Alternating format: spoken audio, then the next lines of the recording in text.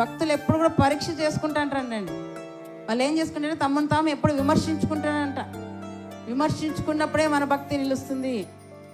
విమర్శించుకోవాలంట. మనం బలలో చేయి వేస్తున్నాం కదా, ప్రభు వారు ఏం చెప్తున్నారు, బలలో చేయి వేసినప్పుడు ఏం చేయాలి, మిమ్మల్ని మీరు విమర్శ చేసుకొని పరీక్షించుకొని అప్పుడు బలలో విమర్శించుకుంటామా,